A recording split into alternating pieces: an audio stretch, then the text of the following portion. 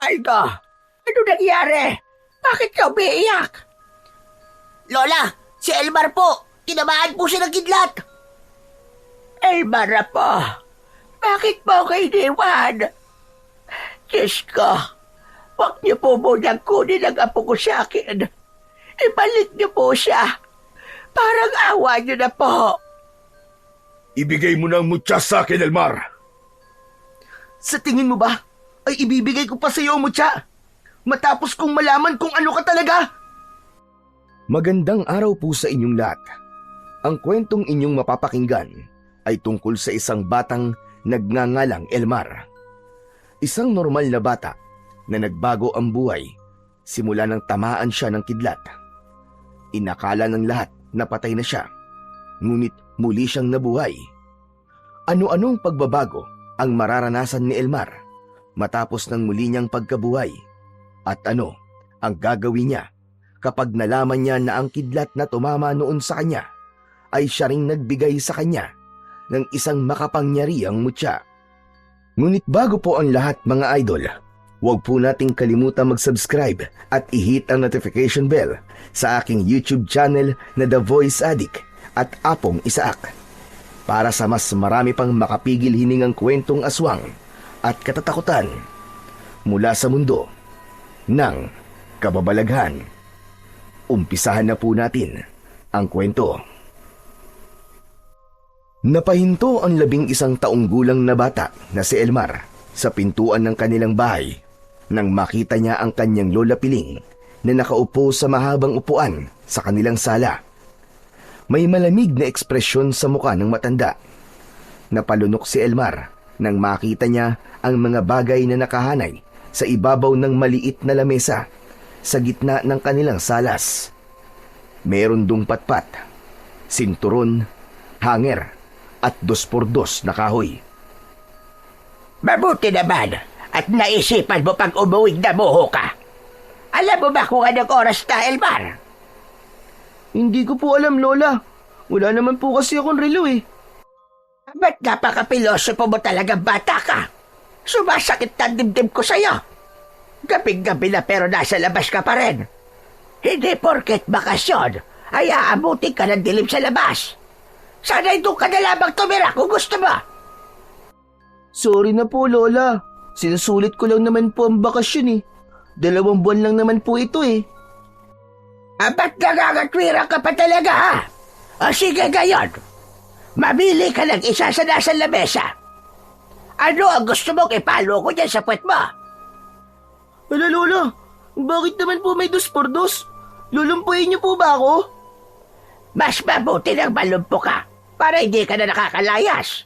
Pero hindi kita papaluin dahil sa gabi ka na umuwi. Alam mo ba kung bakit kita papaluin?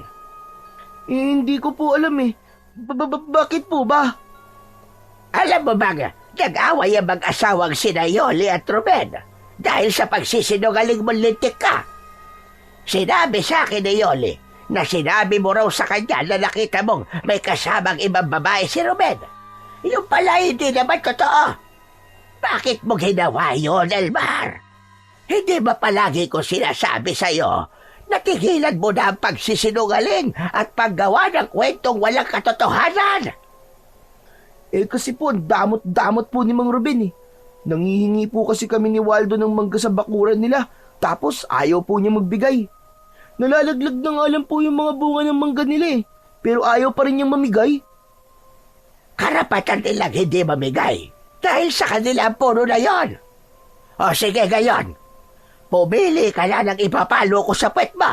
Bilisan mo! Walang takot na tumingin si Elmar sa mga pamalo. Nagkunwari siyang natatakot, pero ang totoo ay alam niya na hindi siya kayang paluin o saktan ng kanyang lola.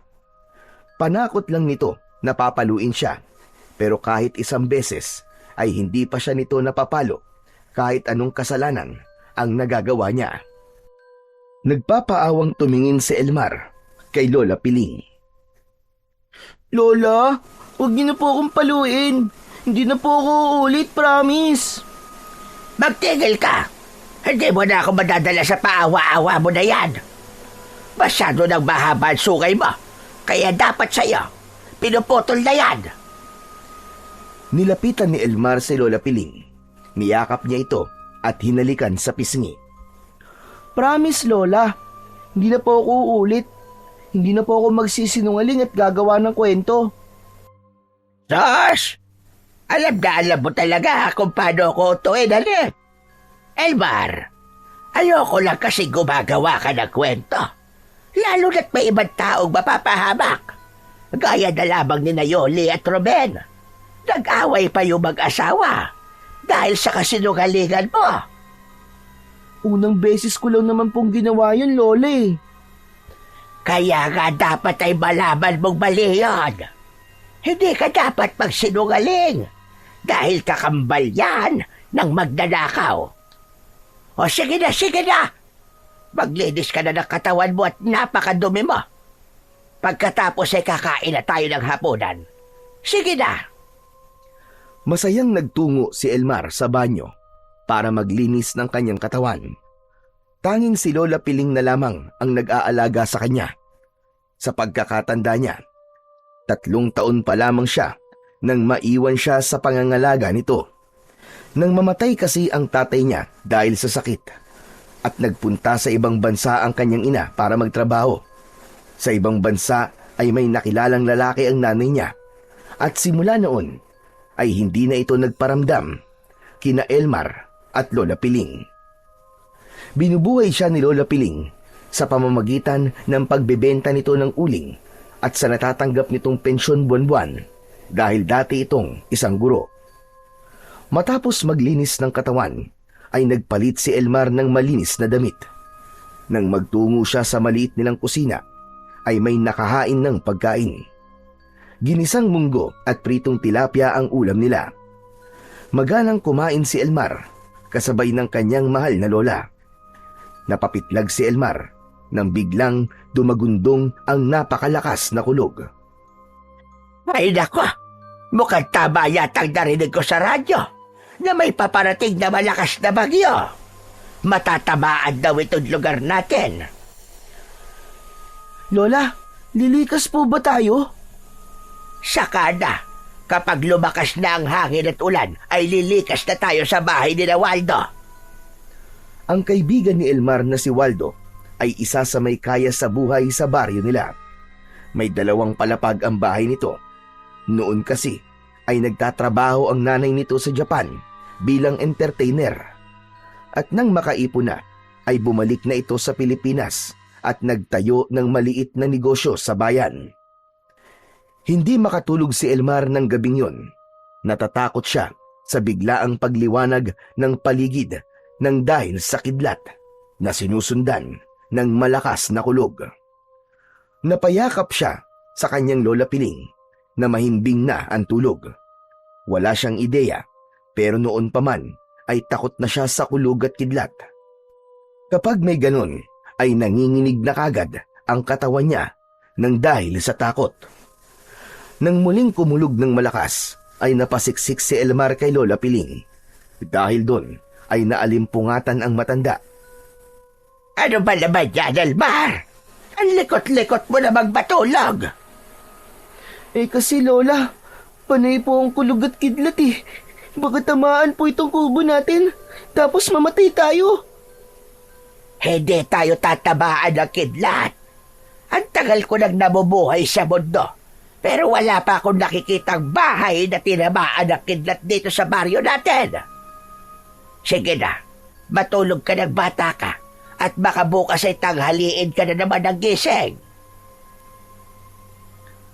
Hindi na nagsalita pa si Elmar at nanatili siyang nakasiksik at nakayakap sa kanyang lola. Mariin niyang ipinikit ang kanyang mga mata at pinilit niyang matulog. Hanggang sa hindi niya na namalayan na nakatulog na pala siya habang patuloy ang pagkulog at pagkidlat sa labas ng kanilang tahanan. Kinaumagahan ay makulimlim ang panahon.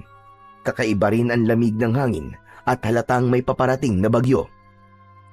Ganun pa man, hindi nagpapigil si Elmar na lumabas ng bahay at magtungo sa bahay ni Waldo para maglaro. Nang makita siya ni Waldo, ay agad siyang pinapasok nito at inilabas nito ang isang malaking kahon na puno ng iba't ibang laruan. May robot, action figures at mga laruang kotse at truck. Walang mga ganong laruan si Elmar, kaya masaya siya dahil hindi ipinagdadamot sa kanya ni Waldo ang mga laruan nito.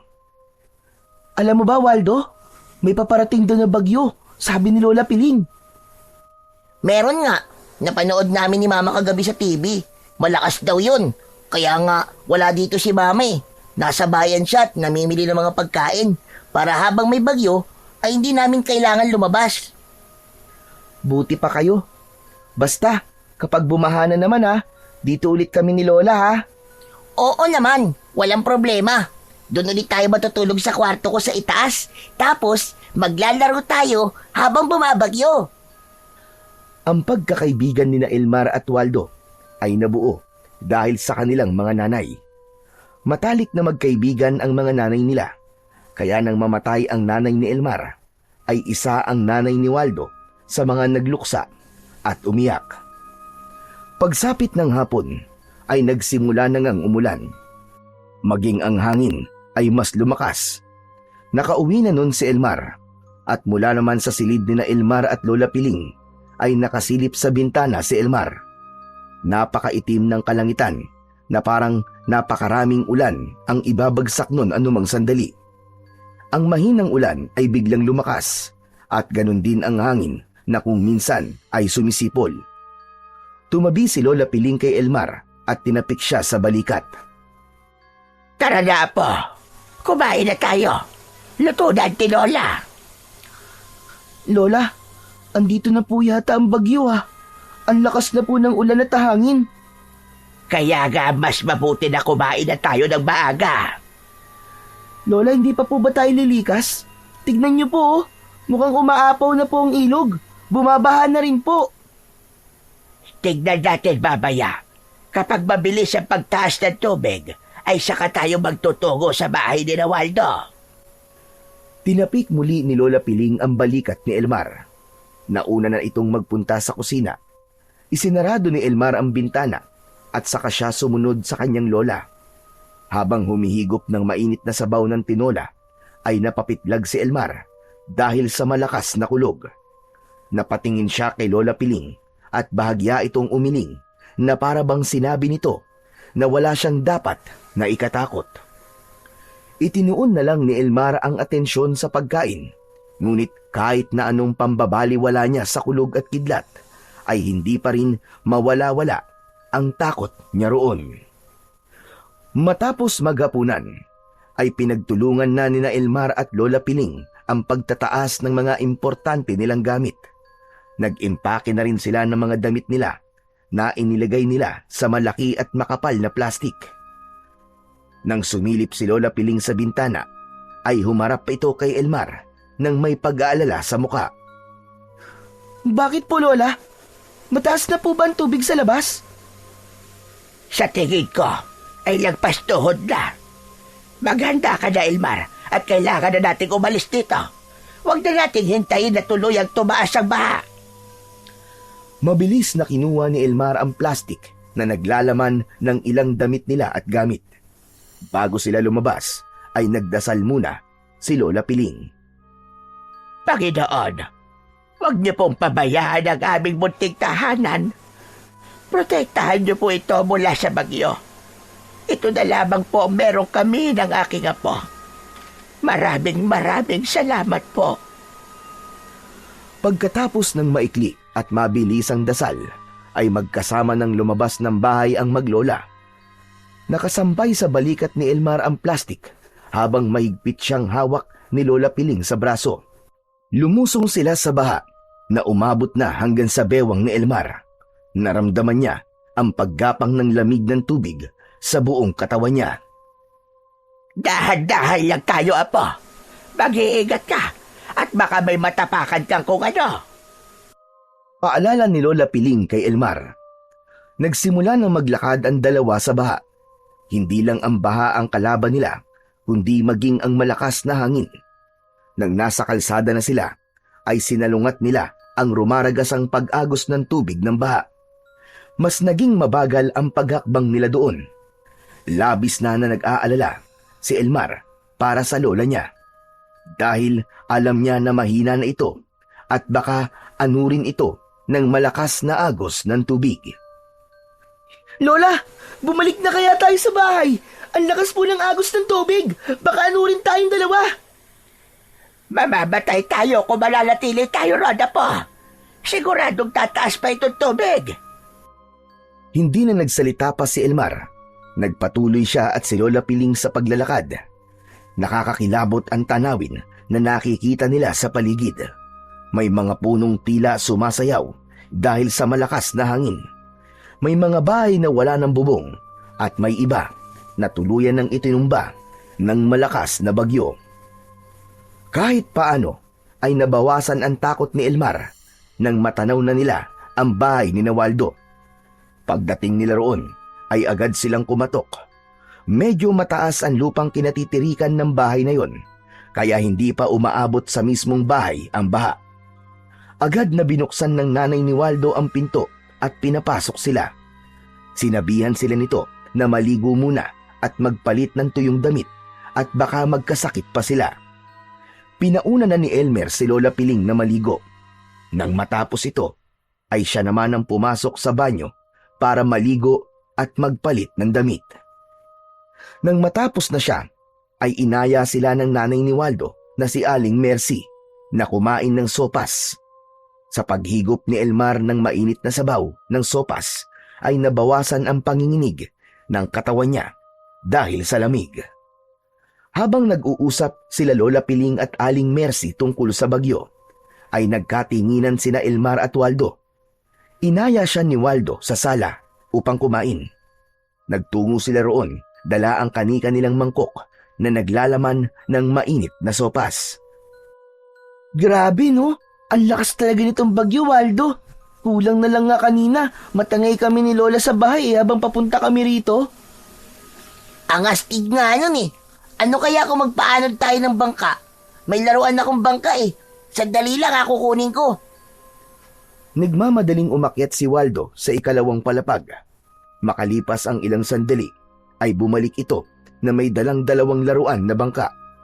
Nagpaalam si Waldo sa nanay nito na maglalaro sa bahay, pero hindi ito pinayagan dahil masyadong delikado. Nang pumasok na ang tubig sa loob ng bahay ni Waldo, ay nagtungo na silang lahat sa ikalawang palapag. Sa kwarto ni Waldo sila nagpunta at doon ay nagdasal silang apat para sa kanilang kaligtasan. Matapos ang pagdarasal, ay sinabihan na sina Elmer at Waldo na matulog na. Humiga na silang dalawa sa malambot na kama, pero nagpatuloy pa rin sila sa pagkikwentuhan. Mamaya, kapag nakatulog na sila Mama at Lola Piling, ay magpapaanod tayo ng bangka, ha? Sige, pero parang hindi sila matutulog eh. Kasi babantayan nila tayo. Hindi yan. Makakatulog din sila mamaya. Maghintay lang tayo. Matyagang naghintay sina Elmar at Waldo para makatulog sina Aling Mercy at Lola Piling. Ngunit tinamaan na si Elmar ng antok, kaya hindi niya namalayan na nakatulog na pala siya. Hindi niya alam kung gaano siya katagal na nakatulog, pero nagising siya nang yugyugin ni Waldo ang balikat niya. Nang magising siya, ay agad niyang nadinig ang malalaking patak ng ulan sa bubong at ang sumisipol na hangin. Elmar, tulog na si Mama at Lola Piling. Tara na, magpaanod na tayo ng bangka sa baha. Nasa kabilang kwarto na sila. Waldo, wag na lang kaya. Baka mapahamak tayo eh. Kinakabahan ako. Ano ka ba? Hindi tayo mapapahamak. Kasi hindi na tayo lalabas ng kwarto ko. Halika, may ipapakita ako sa'yo. Bumaba si Waldo ng kama at binuksan nito ang bintana. Pumasok ang ampias ng ulan at malakas na hangin sa loob ng kwarto. Nakangiting tumingin si Waldo kay Elmar at sumenyas ito na lumapit. Kinakabahan man ay lumapit pa rin si Elmar at sumilip sila sa bintana. Nanlaki ang mga mata ni Elmar nang makita niya na lagpas na sa kalahati ng unang palapag ng bahay ang taas ng baha. Dito na lang tayo magpapaanod ng bangka. Hindi na natin kailangan lumabas pa. Kukunin ko lang yung mga bangka natin ha. Sandali lang, huwag kang aalis dyan. Nang umalis si Waldo sa tabi ng bintana, ay gumuhit ang kidlat sa kalangitan na nagbigay ng sandaling liwanag sa kapaligiran. Sinundan yun ng napakalakas na kulog na parabang may isang napakalaking halimaw ang umungol sa kung saan. Napaatras sa labis na takot si Elmar. Hindi sinasadyang naurungan niya si Waldo na palapit pala sa kanya. Naapakan niya ang paa ng kanyang kaibigan nang hindi sinasadya. Aray! Aray ko! Ay, pasensya ka na, Waldo. Natakot kasi ako sa kulog at kidlat eh. Ha? Takot ka sa kulog at kidlat? Hehe, nakakatawa ka naman, Elmar. Eh, anong magagawa ko? Sa takot talaga ako dun eh. Sus, hindi ka dapat matakot sa kulog at kidlat. Isipin mo na lang na pinipicturean ka ni Lord sa tuwing kumikidlat. Kaya kapag kumidlat, dapat nakangiti ka. Eh, paano kung tamaan ako ng kidlat? Makakangiti ka pa kaya nun? Grabe ka naman mag-isip. Alam mo, sabi ni Mama, bihira kang tamaan ng kidlat. Tumatama lang yan sa matataas na lugar. Ay nako, tama na nga yan. Oh, ito na ang bangka mo ha. Kung kaninong bangka ang unang lumubog, siya ang talo. Pipitikin ng 10 sa tenga. Inabot ni Waldo kay Elmar ang isang bangka na kulay pula, habang ang asul naman ay kay Waldo. May takot man, ay lumapit pa rin si Elmar sa tabi ng bintana, habang nasa kaliwa niya ang kanyang kaibigan. Nagbilang si Waldo ng 1 hanggang 3, bago nila binitiwan ang kanika nilang laroang bangka. Nagpalutang-lutang yun sa baha at mabilis na inanod. Bumangga ang bangka ni Elmar sa isang puno at nanatili yun doon hanggang sa tuluyan yung nilamon ng tubig. Habang ang bangka naman ni Waldo ay patuloy na inaanod ng rumaragas ang tubig. Napatalon sa tuwa si Waldo. Yes! Yes! Panalo ko! O paano ba yan? Pipitikin kita ng 10 sa tenga. Huwag mong lakasan ha. Walang thrill. Kung hindi ko lalakasan, ikaw naman oh. Humarap si Elmar kay Waldo.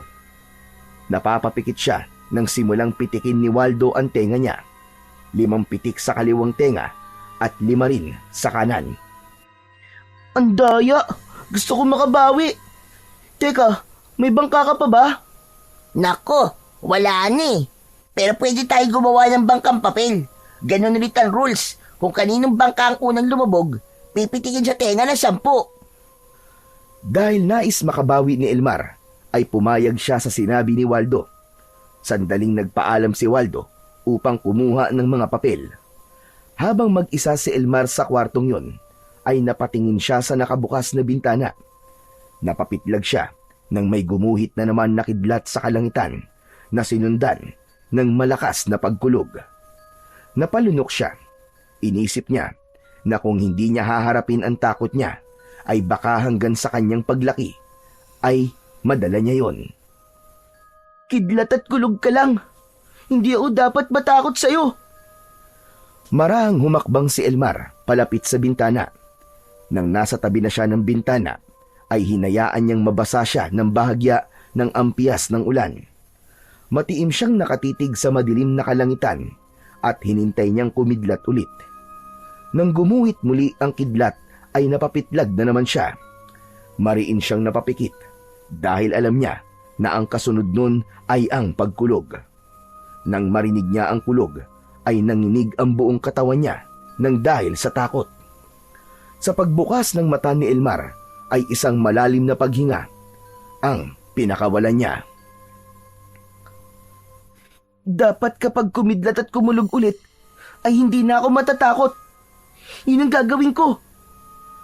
Matyagang naghintay si Elmar sa muling pagkidlat. Hindi niya inalis ang tingin niya sa kalangitan, hanggang sa gumuhit sa kalangitan ang napakalaking kidlat. Nanlaki ang mga mata niya at tila bumagal ang paggalaw ng lahat ng nasa paligid niya. Kitang-kita niya ang pagsagitsit ng liwanag ng kidlat papunta sa kanya. At sa hindi inaasahang pangyayari, ay tumama ang kidlat kay Elmar. Mabilis na gumapang ang malakas na boltahe ng kuryente sa kanyang buong katawan na parang tinupok siya ng apoy. Ngunit bukod sa pagtama ng kidlat sa kanya, ay naramdaman din niya na tila may kung anong bagay ang pumasok sa bibig niya at naglakbay yun papunta sa kanyang dibdib. Matapos yun ay naging madilim na ang lahat para kay Elmar at wala na siyang naalala sa mga sumunod na nangyari. Napabalikwas ng bangon si Lola Piling nang marinig niya ang malakas na pagsigaw ni Waldo habang kumakatok sa kwarto kung saan sila natutulog ni Mercy. Sabay silang tumayo at si Mercy ang nagbukas ng pinto. Labis na kinabahan si Lola Piling nang makita niyang umiiyak si Waldo at nanginginig. Waldo, ano nangyari? Bakit ka umiiyak? Lola! Lola, si Elmer po! Tinamaan po siya ng kidlat! Ano ka ba? Nagmamadaling nagtungo si na Lola Piling sa kwartong kinaroroonan ni Elmar. Nang hilakbot siya, nang makita ang nakahandusay na katawan ng kanyang apo sa sahig. Nangingitim ang ilang bahagi ng katawan nito. Diyos ko! Diyos ko, Elmar! Apo ko! Nilapitan ng matanda si Elmar at napaiyak siya nang mapansin na hindi na humihinga si Elmar. Ganun pa man ay pinilit niyang kumalma. Inihiga niya ng maayos si Elmar sa sahig at sinimulan niyang bombahin ang dibdib nito gamit ang kanyang mga kamay. Binugahan din niya ng hangin ang bibig nito. Paulit-ulit yung ginawa ni Lola Piling, ngunit hindi na nun nagawang ibalik ang buhay ng kanyang mahal na apo. Doon na tuluyang bumuhos ang luha at emosyon ni Lola Piling. Mahigpit niyang niyakap ang malamig na katawan ni Elmar habang humahagulgol. Elmar po, bakit mo ko iniwan? Diyos ko, huwag niyo po munang kunin ang apo ko sa akin. Ibalik niyo po siya. Parang awa niyo na po.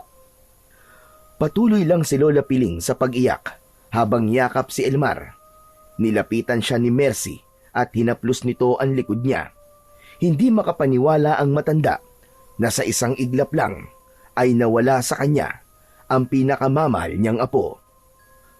Kinaumagahan ay unti-unti nang naging maaliwalas ang panahon.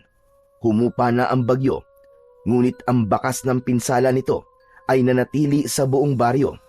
May mga punong nabuwal, bubong na tinangay ng hangin at putik sa bawat daan. Sa bahay ni Lola Piling ay nanatiling nakabukas ang pinto at sa loob ay tanging pagikbi ng matanda ang maririnig. Nakaupo si Lola Piling sa gilid ng papag habang walang kibo at hawak ang kamay ni Elmar na wala ng buhay. Hindi niya na ito isinugod pa sa ospital dahil sa alam niyang wala na ang kanyang apo. Hindi nagdalawang isip ang mga taga-baryo na magtulong-tulong. May mga kalalakihan na gumawa ng kabaong ni Elmar, habang ang mga kababaihan naman ay nilinis ang bahay ni Lola Piling at inayos ang sala kung saan ilalagak ng pansamantala ang kabaong ni Elmar. Sa gitna ng lungkot ay hindi iniwan si Lola Piling ng mga tao, lalong-lalo na si Aling Mercy na siyang nag-asikaso sa pagkain at sa mga nakikiramay. Sa unang gabi ng burol ni Elmar ay hindi nilisan ni Lola Piling ang tabi ng kabaong ng kanyang apo. Walang tigil ang pag-agos ng kanyang luha. Patawarin mo ko, apo. Hindi man lang kita nagawang protektahan at iligtas. Ang akala ko ay ako ang mauuna sa iyo. Pero bakit ikaw ang nauna? Napakasakit. Napakasakit, apo. Hindi ko kayang tanggapin na hindi ko na maririnig ang tawa at ang mga kwento mo. Sa pagkakataon na yon, ay lumapit si Waldo kay Lola Piling. Namumugto ang mga mata ng bata. Malungkot na ngumiti si Lola Piling kay Waldo at hinaplos ang ulo nito. Lola, sorry po. Kung hindi ko sana niyaya si Elmar na magpaanod ng bangka sa bahay, ay buhay pa sana siya ngayon. Sorry po talaga, Lola. Waldo, huwag mo sisihin ang iyong sarili.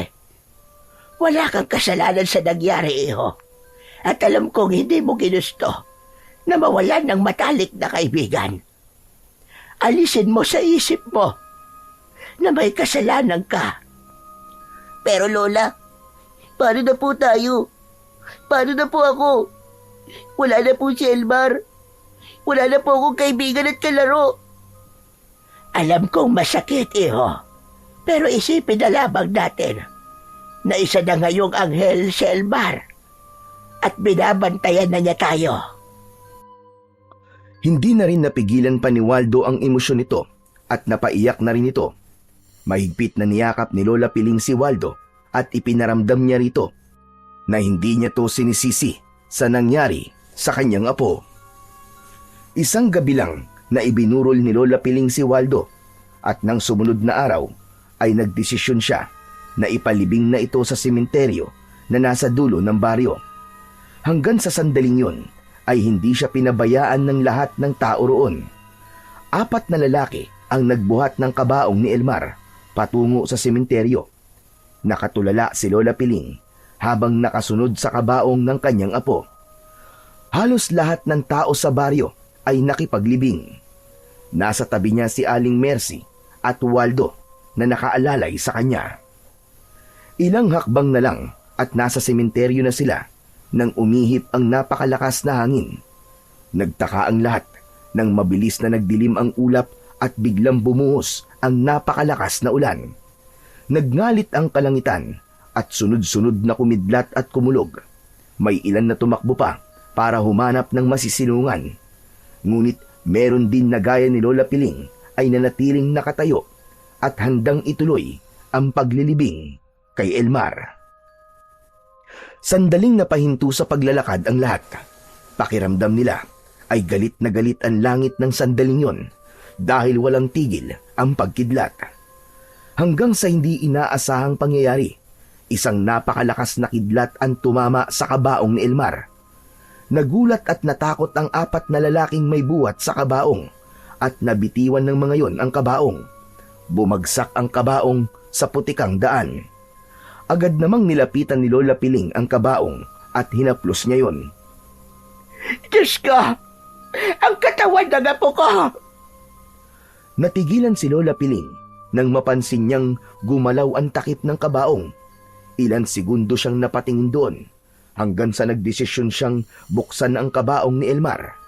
Nanginginig ang mga kamay na binuksan niya ang kabaong at laking gulat niya nang makita niya si Elmar na bumangon habang habol ang paghinga. Nagulat si Elmar nang makita niyang nagtakbuhan ang mga tao nang bumangon siya mula sa kabaong. Maging sina Waldo at Aling Mercy ay takot na tumakbo. May pagtatakang napatingin siya kay Lola Piling na basang-basa na sa ulan. Bakas sa mukha ng lola niya ang labis na pagkabigla. Lola, ano po nangyari? Bakit po ako nasa kabaong? Diyos ko, apo! Buhay ka! Apo ko! Buhay ka, apo! Puno ng kasiyahan na niyakap si Elmar ni Lola Piling. Napakunot ang noo niya dahil hindi pa rin niya maintindihan ang nangyayari. Agad na umuwi sina Elmar at Lola Piling sa bahay nila.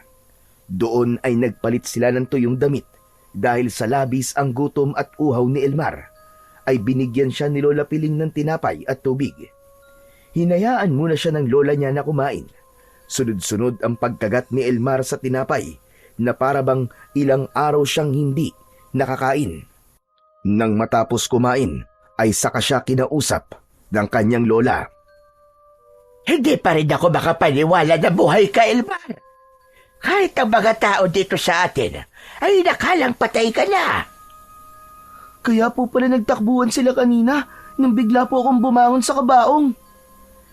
Wala ka ba talagang natatandaan sa nangyari? Hindi mo ba naaalala na tinamaan ka ng kidlat kaya ka namatay? Naalala ko po yun. Pero ang akala ko po ay natutulog lang po ako. Bakit po kaya ako nabuhay ulit? Hindi ko rin alam. Kanina ililibing ka na sana namin sa sementeryo. Tapos bigla na lamang na tinabaan ng kidlat ang iyong kabaong. Pagkatapos doon, ay bigla ka na lang nabuhay. Ang nangyari tuloy ay parang kidlat ang pumatay at bumuhay sa'yo. Pero hindi na yun ang importante. Ang mahalaga po ay buhay ka na ulit. Maraming salamat sa Diyos at ibinalik ka niya sa akin na po. Naging usap-usapan sa baryo at sa mga katabing lugar ang muling pagkabuhay ni Elmar. May nagsabi na isa yung himala at meron ding may hinala na hindi naman talaga namatay si Elmar at nakatulog lamang siya. Maging si Elmar ay nagtataka sa kung paano siya nabuhay muli. Ilang araw siyang hindi lumabas ng bahay dahil marami ang nagtatanong sa kanya at wala rin naman siyang maibigay na kasagutan.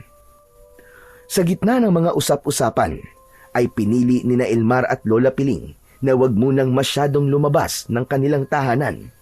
Inisip nila na darating din ang araw na huhupa ang katanungan ng mga tao at makakalimutan din ng mga ito ang nangyari kay Elmar. Isang umaga, nasa gubat sina Elmar at Waldo. Inakyat nila ang isang puno ng aratilis upang manguha ng bunga. Iniwasan na muna ni Elmar ang maglaro sa mismong baryo para makaiwas siya sa mga tao at sa pangungulit ng mga ito sa pagtatanong sa kanya kung paano siyang nabuhay muli. Habang abala ang magkaibigan sa pamimitas ng bunga ng aratilis, ay nagsalita si Waldo. Grabe ka, Elmar. Halos 2 linggo na simula nang mabuhay ka ulit ay usap-usapan ka pa rin sa baryo natin. Para ka tuloy artista eh. Hindi na nga kami natutuwa ni Lola Piling eh. Gusto na namin bumalik sa normal ang buhay namin. Nahihirapan na rin kami. Hindi nyo rin naman masisisi mga tao na magtanong sa inyo eh. Talaga kasing hindi ka panipaniwala ang nangyari sa'yo, no? Paano ka nga ba nabuhay ulit? Ewan ko, Waldo. Hindi ko rin alam talaga. Ang sabi ni Lola, baka raw himala mula sa Diyos. Ang astig nga nung tinamaan ng kidlat ang kabaong mo, tapos bigla kang bumangon. Kaya lang, akala namin naging zombie ka eh, kaya nagtakbuhan kami sa takot. Sandaling natigilan si Elmar. Simula kasi nang mabuhay siyang muli, ay may ilan siyang napansin na nagbago sa kanyang katawan. Pakiramdam niya ay lumakas ang kanyang katawan. Minsan ay hindi niya sinasadyang maging mabilis ang kanyang kilos. Gaya na lang nung kumain sila ng hapunan ni Lola Piling. Natabig ni Lola Piling ang baso at mabilis niya yung nasalo. May mga pagkakataon din na pakiramdam niya ay naglalabas ng kuryente ang kanyang mga kamay. Elmar, tumingin ka sa taas ng puno. Ang daming hinog na bunga oh. Huwag na muna tayong umakit sa pinakataas. At payat na ang mga sanga dyan eh. Baka mabali pa yun tapos mahulog tayo. Payat nga, pero matibay yun sigurado ako. Tignan mo, aakyat ako. Waldo, wag na. Baka mahulog ka pa eh. Ngunit hindi pinakinggan ni Waldo ang kaibigang si Elmar. Mabilis itong umakyat papunta sa mas mataas na bahagi ng puno ng aratilis. Waldo, bumaba na tayo. Ang dami na nating nakuha eh. Tama na to. Sandali lang. Uubusin ko lang yung mga nasa itaas tapos bababa na tayo. Sayang din to. Nandito na tayo eh. Biglang kinabahan si Elmar habang pinapanood si Waldo na patuloy sa pag-akyat sa tuktok. Kumapit ito sa mga sanga at nang makarating ito sa pinakataas ay bigla na lamang naputol ang sanga kung saan ito nakaupo. Dire-diretso itong bumulusok pa ibaba at kitang-kita ni Elmar na naituon ni Waldo ang kaliwa nitong kamay sa lupa bago ito bumagsak. Aray ko! Aray! Nabali yata ang braso ko. Tulungan mo ako, Elmar! Aray ko! Nagmamadaling bumaba si Elmar. Wala na siyang pakialam kahit nahulog na ang ilang alatiris na nakalagay sa bulsa ng kanyang shorts. Nang makababa na siya, ay nakita niyang balinga ang kaliwang braso ni Waldo. Nakangiwi ito at namimilipit sa sakit. Yan! Ang kulit mo kasi. Sinabi ko na sa'yo na wag na tayong umakit sa pinakamataas eh. Umakyat ka pa rin. Pwede bang wag mo na akong sisihin? Tanungan mo na lang akong tumayo, aray ko. Mamamatay na yata ako, bali na yung braso ko. Ang OA mo naman, Waldo. Braso lang ang nabali sa'yo, mamamatay ka na kagad. Sobrang sakit kasi. Aray ko po, nahihilo ko. Napatitig si Elmar kay Waldo. Hindi niya maintindihan, pero tila may nagtutulak sa mga kamay niya na hawakan ang nabaling braso ng kanyang kaibigan. May pagtatakang napatingin si Waldo kay Elmar. Ano pa tinitingin-tingin mo dyan? Tulungan mo na ako dito para madala na ako ni Mama sa ospital. Sandali lang, Waldo. Huwag kang gagalaw. Ha? Bakit? Anong gagawin mo? Hindi na nagsalita pa si Elmar. Tila may boses na bumubulong sa kanya na kaya niyang pagalingin ang braso ni Waldo kung hahawakan niya yon. Nanlalaki ang mga mata ni Waldo nang sa wakas ay dumampi na ang mga kamay ni Elmar sa bali nitong braso. At sa paghawak niya sa nabaling braso ni Waldo ay isang mainit at matalim na sensasyon ang dumaloy mula sa palad niya na parang kuryente. Dumaloy ang kuryenteng yon sa braso ni Waldo at nagulat ito. Napaiktad si Waldo at sinapo nito ang braso. Hala, ano yun? Bakit parang nakuryente mo ko? Waldo, tignan mo ang braso mo, Waldo. Magaling na. Laking gulat ni Waldo nang malaman nito na bumalik na sa normal ang braso nito. Iginalaw-galaw nito yon at pagkatapos ay namamangha itong tumingin sa kanya. Oo nga no, hindi na rin masakit. Paano mo nagawa yun? Paano ka nakapagpalabas ng kuryente sa kamay mo? Hindi ko rin alam, Waldo eh. Kanina, parang may bumubulong sa akin na kaya kitang pagalingin kung hahawakan ko ang braso mo. Wow, ang astig. Hindi kaya dahil yan sa tinamaan ka ng kidlat? Ibig sabihin, Elmar, isa ka ng doktor ngayon. Hala, doktor ka agad. Hindi ba pwedeng albularyo muna? Ganun na rin yun. Grabe, ang galing-galing mo. Tignan mo, hindi na nga talaga bali ang braso ko. Patuloy na namangha si Waldo habang pinagmamasdan nito ang braso nito. Habang si Elmar naman ay puno ng pagtataka kung paano niya yon nagawa. Bago sila umalis ng gubat, ay nakiusap muna si Elmar kay Waldo na wag nitong sasabihin sa kahit na sino ang nangyari, kahit pa sa nanay nito. Nangako naman si Waldo na mananatiling sikreto nilang dalawa ang pagpapagaling ni Elmar sa braso niya. Isang umaga ay nagising si Elmar sa ingay ng mga tao sa labas ng kanilang bahay. Nagtataka siyang bumangon at sumilip sa bintana. Laking pagtataka niya nang makita niya na maraming tao sa harap ng kanilang bahay na parang merong hinihintay. Agad siyang tumakbo sa kusina at nakita niya roon si Lola Piling na abala sa pagluluto ng almusal. Lola, nakita niyo po ba kung anong meron po sa labas? Abay, hindi pa. Bakit? Kita mo abala ko rito sa pagluluto. Ano bang meron sa labas? Hali po kayo, silipin niyo po. Sumilip si Lola Piling sa bintana sa sala at maging ito ay nagtaka sa kanyang nakita. Aba, bakit ang daming tao sa labas ng bahay natin, Apo? Hindi ko nga rin po alam eh. Baka naman po, mga pinagkakautangan niyo mga yan, Lola, lagot kayo. Hoy, Elmar, nabuhong bata ito. Hindi ko ugali ang mangutang dahil alam kong wala naman akong pambayad, Hanggang sa may kumatok sa pinto. Nang buksan yon ni Lola Piling, ay pumasok ang nakangiting si Waldo. Agad namang isinarado ng matanda ang pinto. Sabi ko na nga ba at dadagsain kayo rito ng mga tao eh. Ibig sabihin, ikaw ang dahilan kung bakit maraming tao sa labas ng bahay namin? Ganun na nga, Elmar. Sinabi ko sa kanila na napagaling mo na bali kong braso. Ang sabi ko ay magaling kang manggagamot at isa ka ng batang albularyo. Sandali lang. Elmar, ano sinabi nito si Waldo na pinagaling mo ang braso niya? Imbis na si Elmar ang sumagot, ay si Waldo ang sumagot para sa kanya. Ikinuwento ni Waldo kay Lola Piling ang nangyaring pagkahulog nito sa puno ng alatiris at ang pagpapagaling ni Elmar sa nabaling nitong braso. Totoo ba yun, Apo?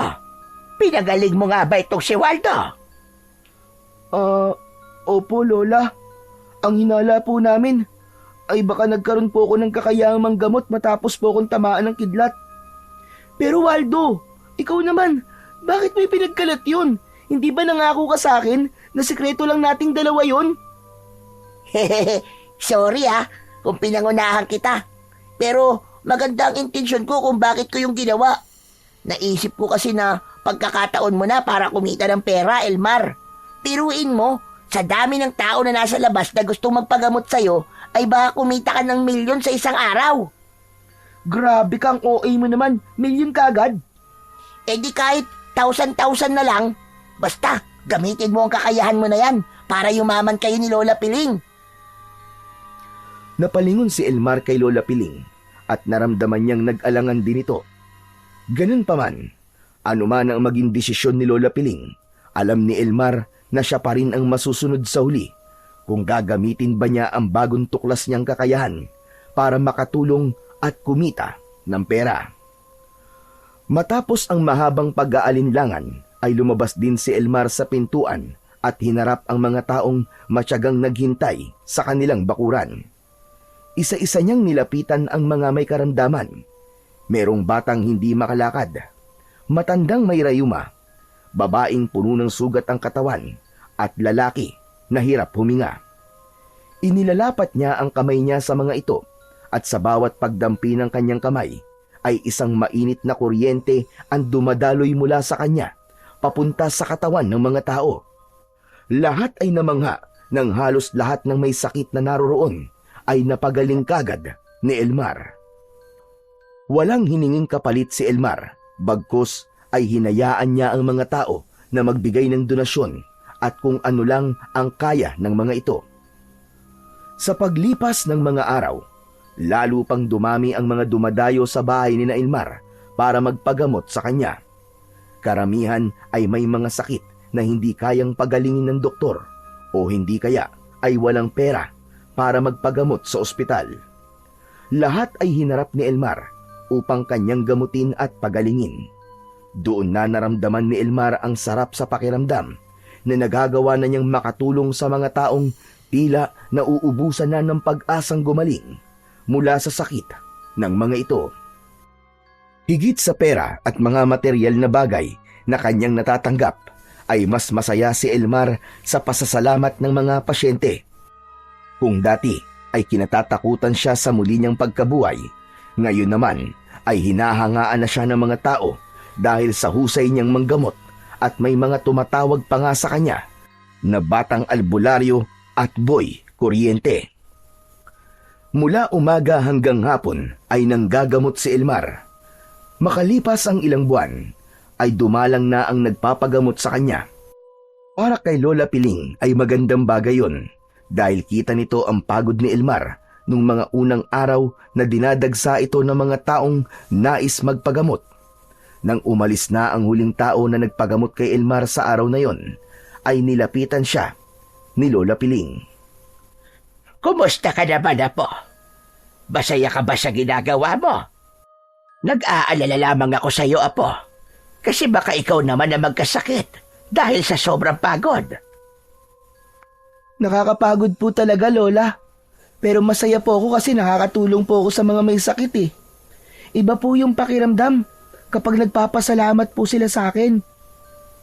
Sa tingin ko, kaya ibinigay sa iyo ang ganyang kakayahan ay dahil alam ng Diyos na gagamitin mo yan sa kabutihan. Ang maganda pa ay marami na rin ikaw naiipon na pera. Sa pasukan ay may pambili ka na ng gamit mo sa eskwelahan. Tapos, kapag may naipon na po tayo, ipapaayos po natin tong bahay natin. Gagawin po nating simento at lalagyan po natin ng second floor para kapag bumagyo at bumaha, hindi na po natin kailangan lumikas. Napakabait mo talaga, bata, Apo ko. Hinaplos ni Lola Piling ang likod ni Elmar at biglang nawala ang ngiti nito. Nako, Basa-basa pala ng pawis ang likod mo. Abay, sandali lang. Ikukuha kita ng malinis na damit. Nagtungo si Lola Piling sa kwarto nila at pagbalik nito ay may dala itong puting sando. Inabot nito yon kay Elmar. Agad naman na hinubad ni Elmar ang damit niya. Akmang isusuot na niya ang sando nang hawakan ni Lola Piling ang kamay niya. Bakit po, Lola? Sandali lang, Elmar. Ano yung nasa dibdib mo? Balat ba yan? Aba, ngayon ko lang yata nakita yan na. Dati wala ka namang ganyan. Napatingin na rin si Elmar sa dibdib niya at doon ay nakita niya ang isang balat na ang hugis ay parang kidlat. Hala, oo nga po, no. Hindi ko rin po alam, Lola, kung saan ko po nakuha to. Ang totoo, ngayon ko lang din po ito napansin eh. Hindi po kaya nakuha ko to nung tinamaan po ako ng kidlat? Napansin ni Elmar na natigilan si Lola Piling habang nakatingin sa kakaibang marka sa kanyang dibdib. Ngayon ay naaalala ko na. Ang markang yan sa dibdib mo. Nagkaroon din ng ganyang marka ang lolo paing mo matapos niyang tabaan ng kidlat nung binata pa siya. Matapos yon, ay nagkaroon siya ng kakaibang lakas at bilis at ginamit niya yon upang pamunuan ng pakikipaglaban sa mga aswang na sumasalakay noon dito sa baryo natin. Ibig niyo po bang sabihin ay dating manunugis ng aswang po si Lolo Paeng? Parang ganun na nga. Isang albularyo ang nagsabi sa kanya na hindi basta-basta kidlat ang tumama doon sa lolo mo, kundi isang mutya ng kidlat. Pumasok ang mutya na yon ng kidlat sa katawan ng lolo paing mo at hanggang sa namatay siya ay nasa katawan niya pa rin yon. Napahawak sa dibdib si Elmar hanggang isang bagay ang kanyang naalala. Lola, naalala ko po nung tinamaan po ako ng kidlat sa bahay ni Waldo, ay parang may bagay po na pumasok sa bibig ko at pumunta po sa dibdib ko. Hindi po kaya yun po ang mutya ng kidlat na sinasabi nyo? Siguro ay ang mutya ng kidlat ngayon na po. At yun ang dahilan kung bakit may kakayahan kang manggamot ngayon. Kung ganun po, ibig po bang sabihin ay makikipaglaban din po ako sa mga aswang? Bahagyang natawa si Lola Piling at ginulo nito ang buhok ni Elmar. Walang aswang dito sa baryo natin, kaya hindi mo kailangan sundahan ang yapak ng lolo paing mo. Sa gayon, ay manggamot ka lang. Basta kapag nagsimula na ang pasok mo sa eskwela, ay titigil ka na muna, hane. Dapat ay sa pag-aaral mo ikaw nakatutok. Importante na makatapos ka, Elmar. Dahil hindi natin alam kung habang buhay ang kakayahan mo na makapagpagaling ng mga may sakit. Sige na. Pagpalit ka na ng damit at ako naman ay magluluto na lang hapunan natin. Nang maiwan mag-isa si Elmar sa sala, ay napahawak siya sa dibdib at biglang lumakas ang kabog ng kanyang dibdib. Nagkaroon siya ng hinala na hindi lang panggagamot ang kakayahan na ibinigay sa kanya ng mutya ng kidlat na nasa loob ng kanyang katawan, kundi nagkaroon din siya ng kakayahan na makipaglaban sa mga aswang. Lingid kasi sa kaalaman ni Lola Piling ay patuloy na nararamdaman ni Elmar ang patuloy na paglakas ng kanyang katawan at tila may kung anong matinding enerhiya na nais kumawala sa kaibaturan ng kanyang pagkatao. Isang hapon, naglalaro ng holin si Elmar at Waldo sa harapan ng bahay ni na Elmar. Wala noon si Lola Piling dahil nagpunta ito sa palengke. Kapag walang nagpapagamot kay Elmar, ay sinasamantala niya ang pagkakataon para makapaglaro. Palagi kasing sinasabi ni Lola Piling na kahit isa na siyang batang albularyo, ay huwag niyang kalilimutan na maging bata. Sa gitna ng paglalaro ng magkaibigan, ay napansin nila ang isang lalaki na nakatayo sa labas ng bakod. Nakasuot ito ng sombrero na gawa sa buli. Patingin-tingin ito sa bahay ni na Elmar na parang merong hinahanap. Elmar! May magpapagamot yata sa'yo, oh. Oo nga no, Sandali, lalapitan ko lang. Itinigil muna ni na Elmar ang paglalaro at nilapitan niya ang lalaki. Matangkad ito at malaki ang katawan. Sa tingin niya ay nasa 30 anyos na ito. Napansin niya ang benda sa paa ng lalaki. Sumunod kay Elmar si Waldo at tumayo ito sa tabi niya. Magandang hapon po. Ano pong kailangan nyo? May nakapagturo kasi sa akin na dito raw nakatira yung batang may kuryente sa kamay. Magpapagamot sana ako sa kanya. Ayos! Nasa tamang bahay po kayo. Siya po si Elmar. Siya po yung boy kuryente. Ang batang albularyo na tinamaan ng kidlat at namatay pero muling nabuhay. Huy, tumigil ka nga, Waldo. Nakakahiya. Huwag kang mahiya. Totoo lang naman ang mga sinabi ko Saka, proud na proud lang ako sa'yo, no? Biglang hinawakan ng lalaki ang isang kamay ni Elmar at napansin niya na naluluwa ito. Sa wakas, ay natagpuan din kita, Elmar. Parang awa mo na. Ikaw na lang ang pag-asa ko. Pagalingin mo ang aking paa. Mas maganda po kung sa loob po tayo ng bahay namin mag-usap. Hali po kayo. Sumunod po kayo sa akin. Inalalayan nina Elmar at Waldo ang lalaki sa paglalakad dahil hindi nito mailakad ng maayos ang paa nitong may benda. Pagpasok sa bahay ay pinaupo ito ni Elmar at muli niya itong kinausap. Nang tanungin niya kung anong problema ng paa ng lalaki, ay marahan itong inalis ang benda sa paa nito.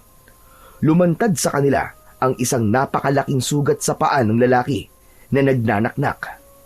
Naamoy nila ang masangsang na amoy ng sugat pero hindi nagpakita ng kaunting pandidiri si Elmar. Habang si Waldo naman ay hindi napigilan ang magtakip ng ilong. Grabe po pala ang sugat sa paa nyo, Manong. Kinulam kasi ako ng nanay na babaeng may gusto sa akin, Elmar.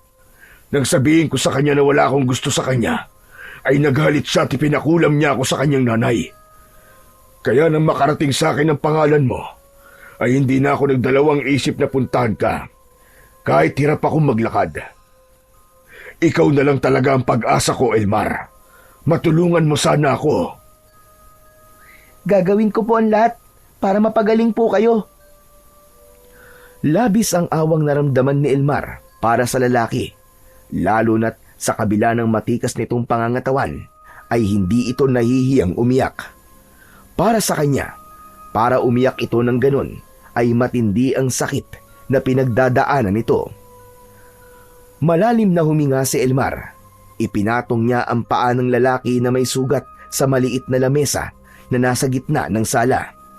Itinapat niya ang dalawa niyang kamay sa sugat ng lalaki at naramdaman niya ang paglabas ng kuryente sa mga kamay niya. Nang maramdaman ng lalaki ang kuryente ay medyo napaigtad pa ito pero agad din itong ibinalik sa ayos ang paa nito. Makalipas ang ilang segundo ay nakangiting tumingin si Elmar sa lalaki. Tapos na po ang panggagamot ko sa inyo. Maghintay lang po kayo ng ilang araw. At sigurado po ako na mapapansin niyo po na unti-unti na pong gagaling ang sugat niyo. Nakakamangha na wala ng kirot ng sugat ko. Tunay nga na napagaling mo ko. Maraming salamat sa iyo, Elmar. Maraming salamat talaga. Hinawakan ng lalaki ang kamay ni Elmar at matapos yun ay nag-abot ito sa kanya ng 3,000 piso. Nako, masyado naman pong malaki yan. Hindi, Elmar. Maliit na halaga lang ito kumpara sa panggagamot mo sa akin. Halos 1 taon kong tiniis ang sakit na ibinibigay ng sugat ko sa paa. At sa ilang segundo lang ay napawala mo ang sakit na yun. Sige na, para sa iyo yan. Tanggapin mo na. Pero masyado pong malaki yung 3,000 piso. Ano ka ba, Elmar? Tanggapin mo na. Kung hindi mo kukunin yan, sige ka, ako ang kukuha yan. Pinilit ng lalaki na ilagay sa kamay ni Elmar ang pera. Wala na siyang nagawa, kundi kunin yon at magpasalamat.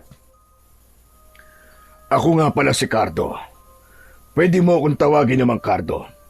Hayaan mo, at kapag tuluyan na magaling ang sugat ko, ay babalikan kita, Elmar. Maraming salamat ulit. Ibinalik na ni Mang Cardo ang benda sa paa nito at hindi na kinailangan pang alalayan ni na Elmar ang lalaki sa paglalakad dahil nakalakad na ito ng maayos. Umalis na si Mang Cardo at nang wala na ito ay tinignan ni Elmar ang perang hawak niya. Ayos! Paldong-paldo ka ngayon, Elmar ah. Pero alam mo, iba ang pakiramdam ko kay Mang Cardo. Ha? Anong ibig mo sabihin? Basta, ewan. Ang bigat talaga ng loob ko sa kanya. Huwag ka kasing palahusgan ng tao. Mukha naman siyang mabait eh. Anong magagawa ko? Sa'yo nang nararamdaman ko sa kanya eh. Ewan ko sa'yo. Tara na, maglaro na lang ulit tayo ng holen.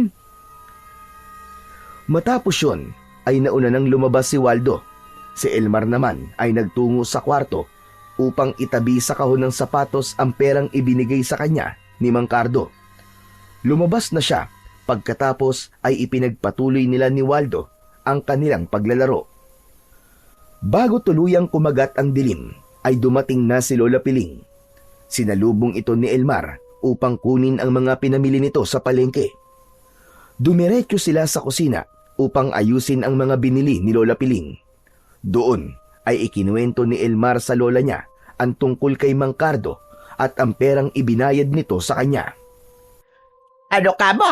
3,000 piso? Aba, yan na yata ang pinakamalaking pera na tanggap mo mula sa mga nagpapagamot sa iyo, apo. Sayang at hindi ko siya nakilala. Para sana nakapagpasalamat man lang ako sa kanya ng personal. Kaya nga po, Lola eh. Ayaw ko nga po sanang tanggapin kasi masyadong malaki po.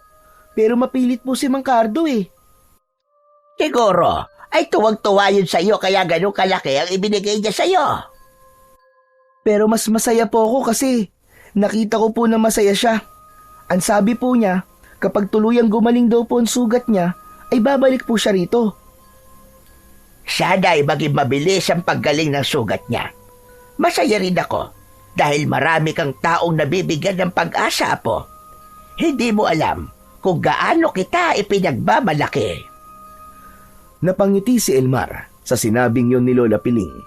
Labis din ang pasasalamat niya sa mutya ng kidlat na pinapaniwalaan niyang nasa loob ng kanyang katawan. Kung hindi kasi dahil sa mutya na yon, ay hindi siya magkakaroon ng kakayahan na manggamot at magpagaling ng mga may sakit. Hanggang isang araw ay may kumalat na kwento sa baryo ni na Elmar na may isang babaeng inatake ng aswang habang pauwi mula sa trabaho isang gabi. May mga naniwala pero meron ding gaya ni Lola Piling na hindi naniwala. Dumating ang araw na may natagpo ang bangkay ng isang magsasaka sa may gitna ng palayan. Halos wala na itong dugo at puno ng kalmot at kagat ang buong katawan nito. Mula noon ay bumalot na ang takot sa buong baryo. Ang mga batay hindi na pinapalabas sa gabi at ang bawat bahay ay hindi na nawalan ng asin at bawang bilang pangontra sa mga aswang.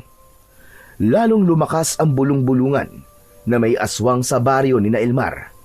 Ang dating payapang baryo ay unti-unting nabalutan ng pangamba at takot. Isang gabi sa hapunan ay hindi makakain ng maayos si Elmar. Simula kasi nang may natagpo ang bangkay ng magsasaka na tila inatake ng mabangis na hayop, ay hindi na yun nawala sa kanyang isipan. Elmar, apo, nakatulala ka na naman. Lalamig na yung sinigang mo. Ay, pasensya na po, Lola. Iniisip ko po kasi yung aswang na pumatay po dun sa magsasaka. Huwag kang mag-alala. Hanggat hindi tayo lumalabas sa gabi, ay ligtas tayo. Ang iniisip ko po kasi ay baka masundan pa po ang biktima ng aswang na yon. Baka po oras na para gamitin ko po ang iba pang kapangyarihan ng mutya ng kidlat. Ang sinasabi mo ba ay lalabanan mo ang aswang? Aba, hindi maaari, Elmar. Ayoko. Hindi ako papayag na ilagay mo sa panganib ang iyong buhay. Pero Lola, paano kung hindi lang po panggagamot ang dahilan kung bakit ipinagkaloob po sa akin ng mutya ng kidlat? Baka gaya po ni Lolo ay kailangan ko rin pong ipagtanggol ang baryo natin laban sa mga aswang. Kahit na, hindi pa rin ako papayag. Napakabata mo pa para humarap sa isang aswang. Makontento ka na lang sa iyong panggagamot at hayaan mo na sa mga matatanda ang aswang na yon. Narinig ko na bumubuo na ng kilusan si Kapitan para magronda tuwing gabi. Hindi na pinilit pa ni Elmar ang gusto niya. Alam niya na hindi siya mananalo sa kanyang lola Piling. Ngunit sa loob niya ay naroon pa rin ang kagustuhan niyang ipagtanggol ang mga tao sa baryo nila. Yun nga lang, hindi niya alam kung paano niya yun gagawin kung tutol naman sa bagay na yon si Lola Piling. Isang umaga, habang abala si Elmar sa pagwawalis sa harapan ng kanilang bahay, ay hindi inaasahang bisita ang dumating. Napangiti siya nang makita niya si Mang Cardo na pumasok sa kanilang bakuran. Wala na ang benda sa paa nito at wala na rin ang sugat nito. Ang tanging naroon ay isang malaking peklat. May bitbit na isang plastic si Mang Cardo na hindi niya mawarian kung ano ang laman. Mang Cardo, kumusta na po kayo? Sobrang maayos na ako, Elmar. Napakagaling mo talagang albularyo. Dahil wala pang 1 linggo, ay magaling na kagad ang sugat ko. Tignan mo, at halos peklat na lamang ang natira. Kaya nga po, masaya po ako na nakapaglakad na po kayo ng maayos. Salamat talaga sa iyo, Elmar. Kung hindi mo ako ginamot, malamang ngayon naputulan na ako ng paa. Oo nga pala, may pasalubong ako sa iyo. Pwede bang pumasok tayo sa loob ng bahay niyo? Sige po, tara po sa loob. Pagdating ni na Elmar at Mang Cardo sa loob ng bahay, ay magkatabi silang naupo sa mahabang upuan. Ibinigay ni Mang Cardo sa kanya ang dala nitong plastik ng mga prutas ang laman. Labis na nagpasalamat si Elmar sa lalaki. Mang Cardo, naikwento ko pala po kayo kay Lola Piling ko at nagpapasalamat po siya sa perang ibinigay niyo po sa akin nung una. Sayang nga po at gusto ka po niyang makilala pero nasa kabilang baryo po siya ngayon. Birthday po kasi ng kaibigan niya. Ganun ba? Sa susunod siguro ay magkakakilala na rin kami. Sigurado ko na hindi ito ang huling beses na magpupunta ako rito. Oo nga pala, Elmar. May itatanong ako sa iyo at kung hindi ka komportableng sagutin, ay pwedeng hindi mo sagutin. Ano po yun, Mang Cardo? Bakit ang galing mo manggamot? May nagturo ba sa iyo? Umiling si Elmar at hindi siya nagdalawang isip na sabihin kay Mang Cardo ang totoo. Kalat naman sa buong baryo nila ang kwento sa likod ng kakayahan niyang manggamot. Doon ay ikinuwento ni Elmar kay Mang Cardo na tinamaan siya ng kidlat at ang muli niyang pagkabuhay.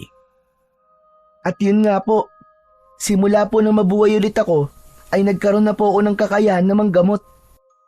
Ang sabi po sa akin ni Lola Piling ay nagkaroon po ako ng mutya ng kidlat gaya po ng lolo ko.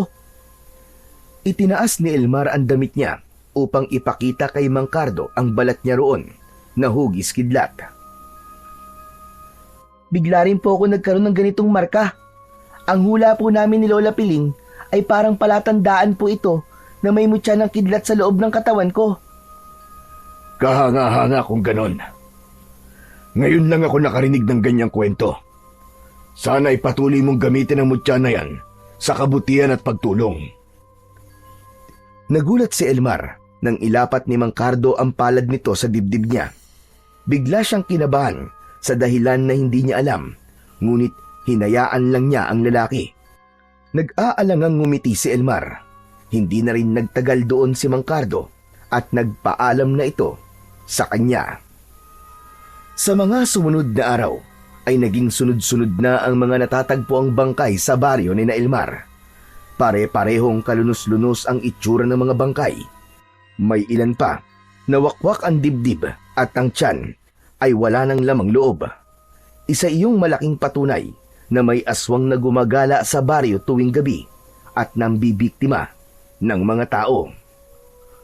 Muling sinubukan ni Elmar na kumbinsihin si Lola Piling na payagan siya nitong tumulong sa pagtugi sa aswang, pero mahigpit pa rin ang pagtutol ng kanyang lola. Ngunit lingid sa kaalaman ni Lola Piling, sa tuwing nakakatulog na ito sa gabi, ay tahimik na nagtutungo si Elmar sa likod ng kanilang bahay. Bitbit niya ang isang itak na iniwan ng kanyang yumaong lolo. Sa ilalim ng liwanag ng buwan ay nagsasanay siya kung paano makipaglaban, at sa bawat lihim na pagsasanay na kanyang ginagawa ay hindi niya maitatanggi ang lakas at enerhiya na ibinibigay ng mutya ng kidlat sa kanya. Pinaghusay niya rin ang pagpapalabas ng kuryente sa kanyang mga kamay bilang gamit sa pag-atake. Hindi siya makapaniwala na ang kuryenteng nakuha niya mula sa mutya ng kidlat ay hindi lang niya maaaring gamitin sa pagpapagaling ng sakit, kundi sa pakikipaglaban din. Isang hapon ay nagpunta si Waldo sa bahay ni Elmar. Sabi nito ay birthday niya at naghanda ang nanay niya.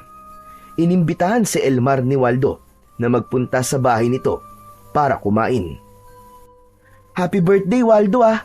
Sorry, wala akong regalo sa'yo kasi hindi ko alam na ngayon pala ang birthday mo eh. Sus, ang tagal na natin magkaibigan tapos hindi mo pa alam ang birthday ko? Hus, palusot ka lang eh. Hehe. Pero hindi, joke lang yun. Ayos lang kahit wala kang regalo. Ay oo nga pala si Lola Piling. Isama na rin natin para sa bahay na kayo maghapunan. Masama kasi ang pakiramdam ni Lola eh. Pero tatanungin ko siya kung kaya niyang sumama. Pinuntahan ni Elmar si Lola Piling sa kwarto. Nakahiga ang matanda at nakabalot sa kumot. Umupo siya sa gilid ng papag at hinawakan sa braso ang kanyang lola. Lola, iniimbitahan po tayo ni Waldo sa bahay nila. Birthday niya po kasi ngayon eh. Doon na raw po tayo maghapunan. Nako, Elmar. Masakit ang katawan ko. Hindi ko kayang maglakad na po. Ikaw na lang ang magpunta. Sige na. Basta bumalik ka kagad bago magdilim. At alam mo namang may gumagalang aswang. Sigurado po kayo, Lola? Oo, sige na. At baka mabinat pa ako kung pipilitin ko maglakad. Sabihin mo na lamang kay Mercy na ipagbalot niya ako. Kung merong lumpiang Shanghai, pakisabi damihan. Sige po, Lola. May sopas pa naman po sa kusina eh. Kapag nagutom po kayo, kumain po kayo ha. Matapos yun ay binalikan na ni Elmar si Waldo sa labas ng bahay. Oh, nasan si Lola Piling? Eh Waldo, hindi raw siya makakasama eh. Kasi masakit ang katawan niya. Sayang naman. Pero tara na, magpakabusog tayo sa bahay kasi maraming nilutong pagkain si Mama. Naglakad na ang magkaibigan at makalipas ang ilang minuto ay nakarating na sila sa bahay ni Waldo. Agad silang inaya ni Aling Mercy na kumain. Hindi nagsinungaling si Waldo nang sabihin nito na maraming niluto ang nanay niya. Meron dong spaghetti, pansit, cake, tinapay at ang paboritong lumpiang Shanghai ng kanyang Lola Piling. Sinabi ni Elmar kay Aling Mercy kung bakit hindi nakasama si Lola Piling at naintindihan naman ito. Si Aling Mercy na rin ang nagkusang magbalot ng pagkain na iuuwi mamaya ni Elmar sa kanyang lola. Maganang kumain si Elmar kasama sina Waldo at Aling Mercy. Matapos kumain ay ibinigay na ni Aling Mercy ang regalo nito kay Waldo. Napatalon si Waldo sa tuwa nang pagbukas nito ng regalo ay video game ang naroon. Inaya kagad siya ni Waldo na maglaro nun. Ikinabit naman ni Aling Mercy ang video game at naglaro na sina Elmar at Waldo. Hindi na namalayan ni Elmar ang oras at nang mapatingin siya sa labas ay madilim na. Waldo, gabi na pala. Baka nag-aalala na sa akin si Lola. Uuwi na muna ako. Bukas na lang ng umaga tayo maglaro. Bakit? Natatakot ka ba sa aswang? Ihatid ka naman namin ni nanay eh. Maglaro pa tayo. Saka alam ng lola mo na nandito ka sa bahay. Kaya hindi yun mag-aalala sa'yo. Dahil sa gusto ring maglaro pa ni Elmar, ay hindi na muna siya umuwi. Ngunit sa gitna ng kanilang paglalaro ng video game, ay bigla siyang kinabahan. Isang kaba na noon lang niya naramdaman na para bang may masamang nangyayari. Waldo, uuwi na talaga ako. Mamaya na. Nag-aalala na talaga ako kay Lola eh. Ay nako, sige na nga. Sandali, tatawagin ko lang si Mama para ihahatid ka namin. Tumayo na silang dalawa. Tinawag ni Waldo si Aling Mercy at inihatid na si Elmar ni na Aling Mercy at Waldo. Habang naglalakad pa uwi, ay patuloy na kinakabahan si Elmar. Nang makarating sila sa bahay, ay nagtaka si Elmar nang makitang nakabukas ang pinto. Nagmamadali siyang pumasok at mas lalo siyang kinabahan nang makita niyang magulo ang mga gamit nila. Tumakbo si Elmar sa kwarto at nanlumo siya nang malamang wala roon ang kanyang lola Piling. Bumalik siya sa labas kung saan naroon sina Aling Mercy at Waldo. Ipinaalam niya sa mga ito na wala roon si Lola Piling. Tinulungan siya ng mga ito na hanapin sa paligid ng bahay si Lola Piling, pero bigo silang makita ito. Hindi na nagsayang ng oras sina Elmar. Sinamahan siya ni na Aling Mercy at Waldo sa bahay ng kanilang kapitan upang iulat ang pagkawala ni Lola Piling. Agad naman na kumilos ang kapitan at ang ilang tanod upang hanapin ang nawawalang lola. Habang naghihintay si Elmar sa bahay, ay sinamahan siya ni na Aling Mercy at Waldo. Hindi na sila nakatulog sa paghihintay na bumalik doon ang mga tanod at si kapitan. Nasaan na kaya si Lola? Sana naman okay lang siya. Huwag ka mag-isip ng kung ano-ano, Elmar. Baka naglakad-lakad lang si Lola. Imposible yun, Waldo eh. Hindi na lumalabas si Lola ng ganitong oras simula na magkaroon ng aswang dito sa baryo natin. Paano kung may aswang palang pumasok dito sa bahay habang wala ako? Hindi nagtagal ay dumating na sina kapitan at ang mga tanod. Hindi na napigilan pa ni Elmar ang umiyak nang sabihin ng kapitan na bigo ang mga ito na makita si Lola Piling. Ayon dito ay inikot na ng mga ito ang buong baryo at nagtanong-tanong na rin ng mga ito sa mga tao, pero kahit isa sa mga yon ay walang nakakita kay Lola Piling. Bago umalis sina kapitan ay nangako ang mga ito kay Elmar na hindi sila titigil hanggat hindi nila nakikita ang Lola Piling niya. Hindi pa rin iniwanan ni na Aling Mercy at Waldo si Elmar. Nang huminto na sa pag-iyak si Elmar, ay labis ang pagsisising naramdaman niya. Kasalanan ko to eh. Kung umuwi lang sana kagad daw kanina, malamang hindi nawawala si Lola ngayon. Ano ka ba, Elmar? Huwag mong sisihin ang sarili mo. Kung ba'y dapat sisihin, ako yun.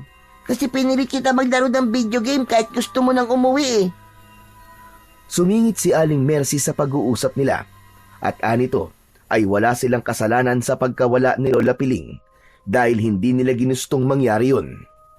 Pinangunahan ni Aling Mercy ang pagdarasal para sa kaligtasan ni Lola Piling.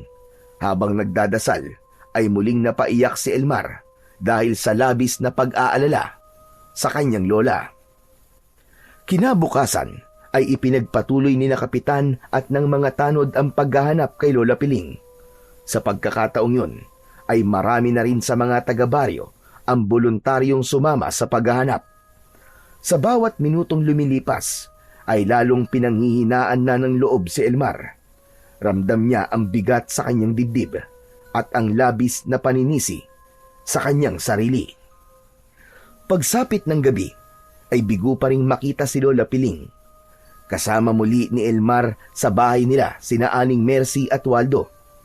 Sandaling nagpaalam ang dalawa dahil kailangan magluto ni Aling Mercy ng hapunan. Anito, pagkatapos nitong magluto ay dadalhan nito ng pagkain si Elmar. Pagkaalis ng dalawa ay nanlulumong napaupo si Elmar sa sala. Hindi nagtagal ay nagulat siya nang may biglang pumasok. Inakala niyang si Lola Piling yon, ngunit nagulat siya nang malaman na si Mang Cardo ang hindi inaasahang bisita. Napatayo si Elmar sa kanyang kinauupuan. Mang Cardo, ano pong ginagawa niyo rito? Nalaman ko nawawala ang lola mo, Elmar. Alam ko kung nasan siya. Sumama ka sa akin. Ha? Sandali lang po. Paano niyo po nalaman kung nasan si Lola? Saka na ako magpapaliwanag sa'yo. Ang importante ay mapuntahan na natin siya ngayon. Ayaw mo bang makita ang lola mo? Gusto ko po. Kaya lang eh. Tara na. Puntahan na natin ang lola mo. Biglang hinawakan ni Mang Cardo ang braso ni Elmar. Mahigpit ang pagkakahawak nito. Mabilis na nag-isip si Elmar. Mataman niyang tinitigan si Mang Cardo at nakita niya sa mga mata nito na nagsasabi ito ng totoo. Sa maikling panahon na nakilala niya si Mang Cardo, ay alam niyang mabuti itong tao, kaya sa pagkakataon na yon ay ibinigay niya rito ang 100% ng kanyang tiwala. Sige po, sasama po ako sa inyo, pero may kukunin lang po ako. Nagtungo si Elmar sa kusina. Kinuha niya ang itak na nasa kaluban at isinabit niya yon sa kanyang bewang. Binalikan niya si Mang Cardo at napakunot ang noo nito nang makita ang dala niyang itak. Oh, bakit nagdala ka pa niyan?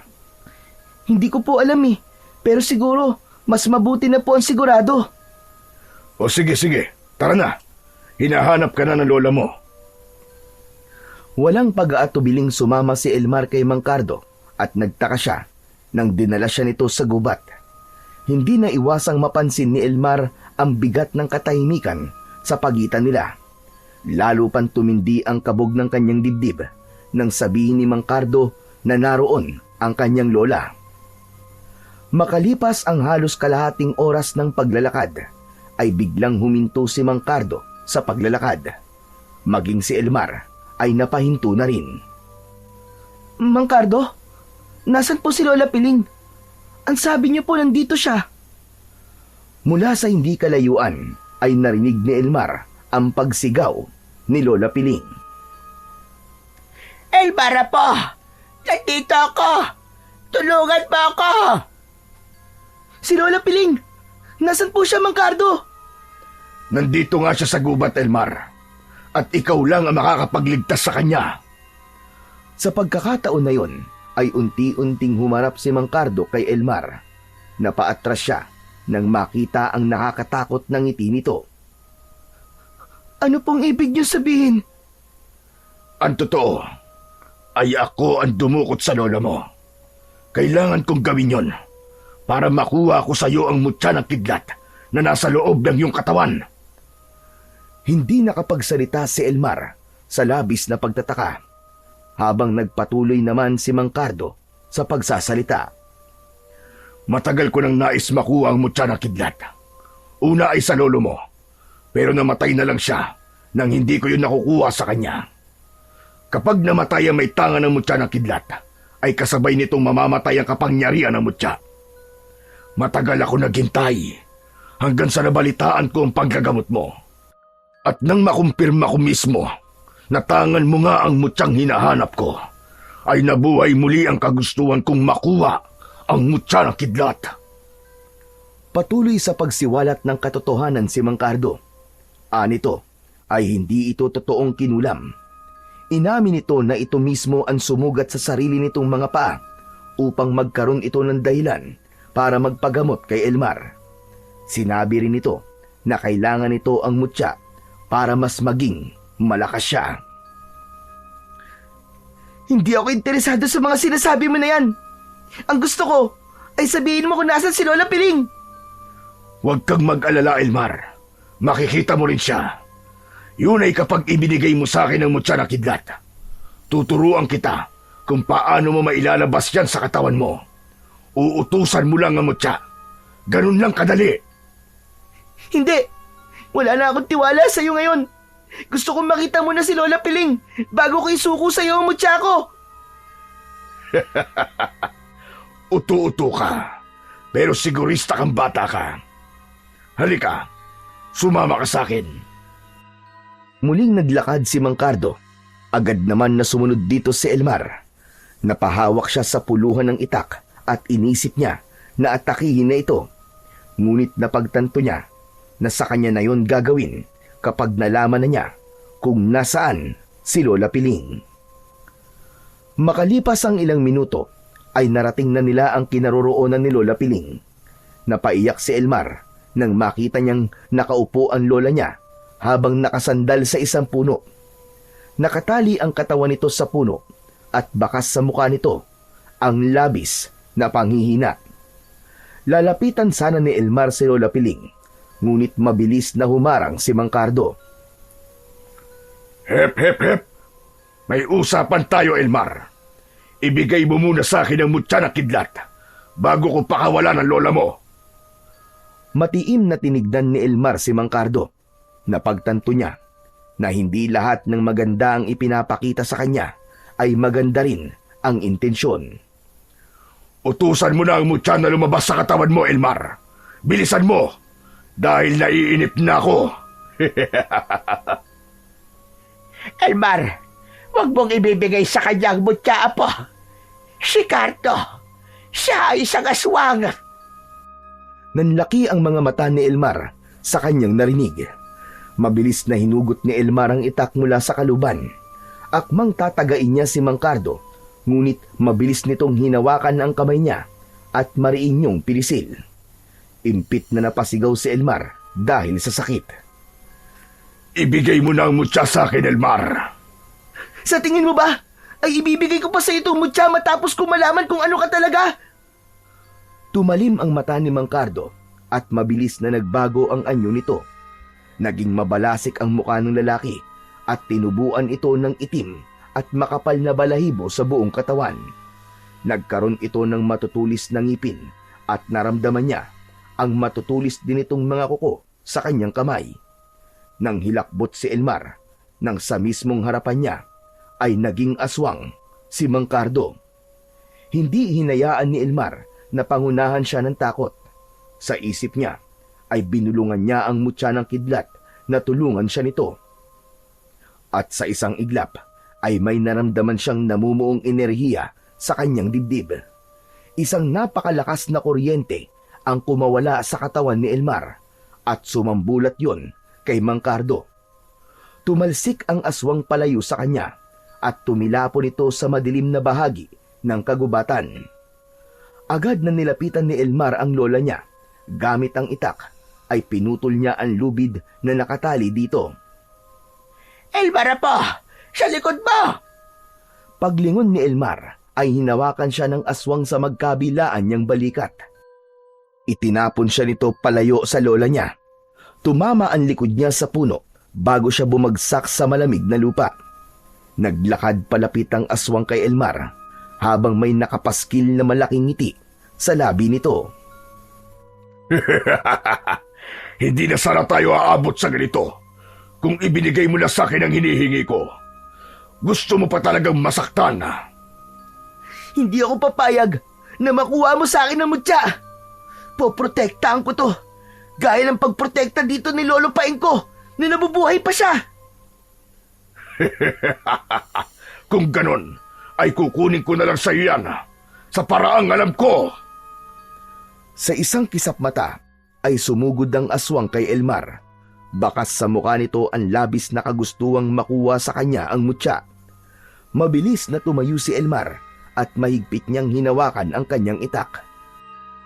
Umamba ito ng isang mabilis na kalmot, pero umurong si Elmar at mabilis niya itong sinaksak sa tagiliran. Sumirit ang maitim na dugo ng aswang at napaatras ito. Ngunit imbis na manghina ang aswang, ay tila mas lalo itong nagngalit. Sa sunod na pag-atake ay nagsalubong ang matutulis na kuko ng aswang at ang talim ng itak ni Elmar. Kumaskas ang itak sa matitigas na kuko ng aswang at kasunod nun ay muling sumiklab ang matinding sagupaan. Tumama ang talim ng itak sa balikat ng aswang, ngunit hindi na nagawang iwasan ni Elmar nang bumaon ang mga kuko ng aswang sa kanyang tiyan. Napasigaw siya sa labis na sakit at napaluhod. Sa isang iglap, sumunggab ang aswang at itinulak siya pabagsak sa lupa. Ramdam na ramdam ni Elmar ang bigat ng nilalang na nasa ibabaw niya.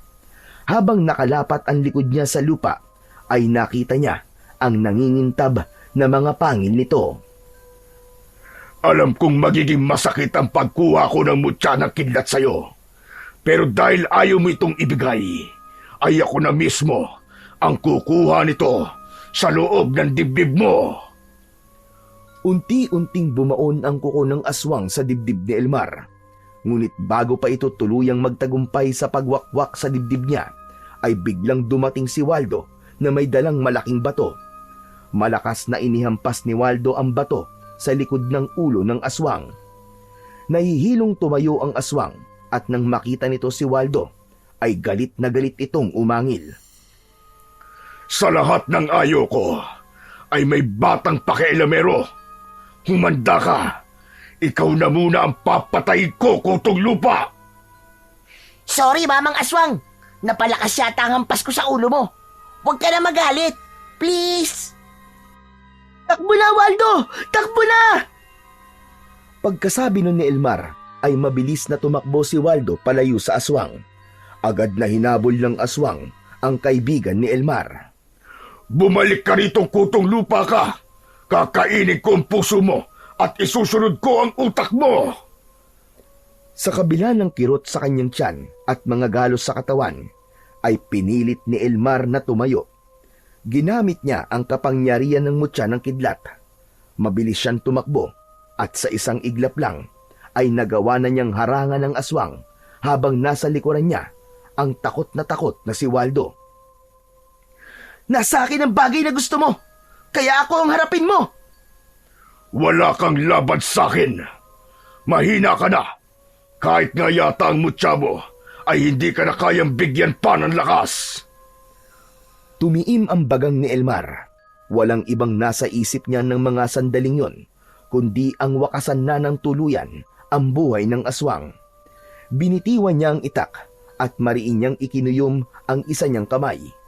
Malakas siyang sumigaw bago tumakbo palapit sa aswang. Nang ilang di pa na lamang ang layo niya rito, ay saka siya tumalon ng mataas. Sumakay siya sa balikat ng aswang paharap dito.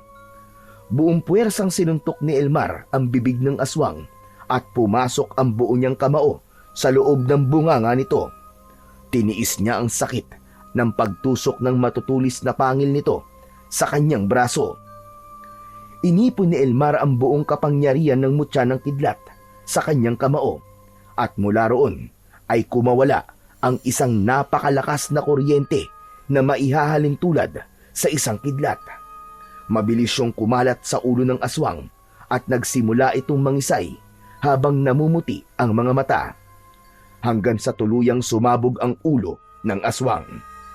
Kasabay ng pagbagsak ng katawan nito ay siya ring paglapat ng mga paa ni Elmar sa lupa. Sa kanyang harapan ay naroon ang nagkalat na durug-durug na utak ni Mang Cardo at ang katawan nitong wala ng ulo.